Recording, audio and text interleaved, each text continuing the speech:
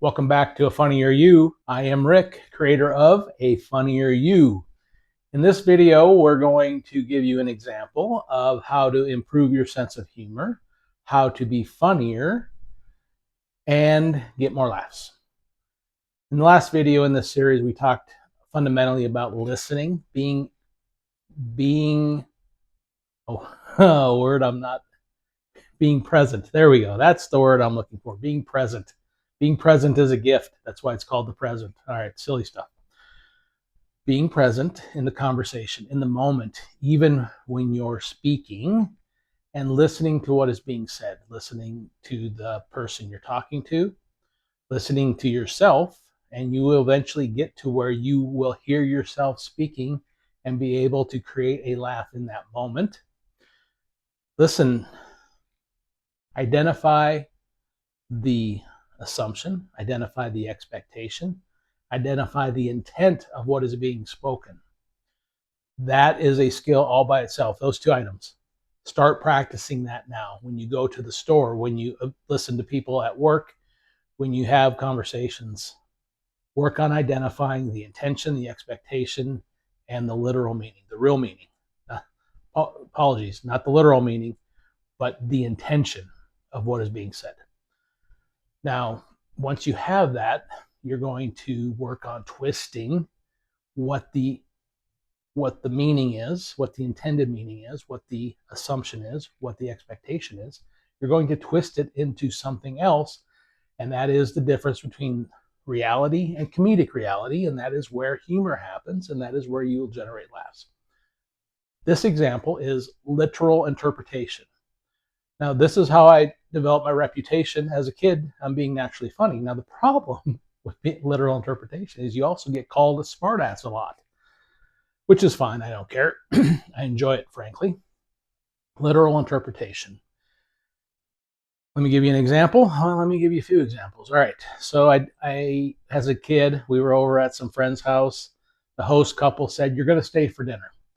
And my parents, typical Midwestern niceness, said, "No, we're not going to stay for dinner. No, no, no." The husband of the host couple said, "You're staying for dinner because I don't want to eat this shit all week." Now, as a 10, 11, 12, I don't remember exactly, I said, "Well, if it's shit, I don't want to eat it tonight." That is literal interpretation. Call me a cab. Okay, you're a cab.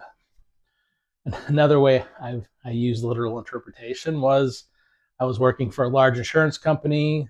We had a campus of buildings.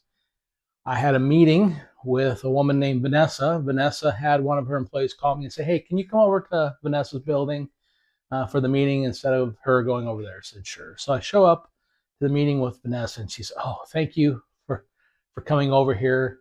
I couldn't walk over there. My feet are killing me." And I said, "Is there any chance they'll succeed?" Right. So literal interpretation of what was meant by "my feet are killing me." All right.